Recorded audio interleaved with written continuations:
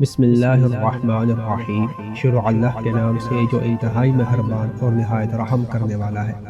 جب حضرت آدم علیہ السلام زمین پر تشریف لائے تو زمین پر رہنے والے مختلف حیوانات ان کی زیارت اور سلام کے لیے حاضر ہوئے۔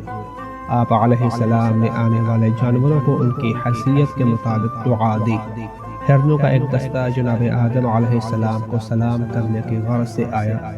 حضرت آدم علیہ السلام نے ان کی پشت پر شفقت سے ہاتھ پھیرا اور ان کے حق میں دعا فرمائی، جس کے نتیجے میں اللہ نے انہیں نافع مشک عطا فرمایا۔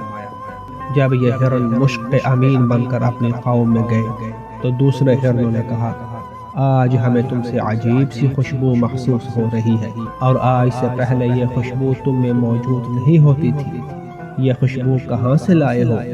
ہرنوں نے کہا، آج ہم صفی اللہ حضرت آدم علیہ السلام کی زیارت اور سلام کے لیے گئے تھے۔ انہوں نے ہماری پشت پر دست شفقت پھیرا اور ہمارے حق میں دعا فرمائی، جس کے نتیجے میں اللہ نے ہمیں مشک کا حامل بنا دیا۔ جب دوسرے ہرنوں نے سنا تو انہوں نے کہا، ہم بھی حضرت آدم علیہ السلام کے پاس مشک حاصل کرنے کے لیے جاتے ہیں۔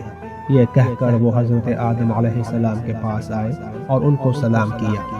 حضرت آدم علیہ السلام نے ان کی پشت پر دست شفقت پھیرا اور ان کے لیے دعا فرمائی، مگر ان میں وہ خوشبو پیدا نہ ہوئی۔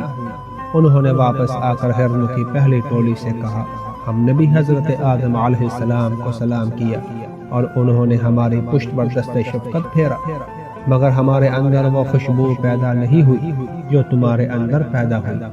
اس وقت دوسرے ہرنوں نے جواب دیا، ہماری اور تمہاری نیت میں فرق تھا۔ ہماری نیت سلام کی تھی، لہذا اللہ نے ہمیں خوشبو سے نوازا، اور تمہاری نیت خوشبو کی تھی، اسی لیے تم محروم رہے۔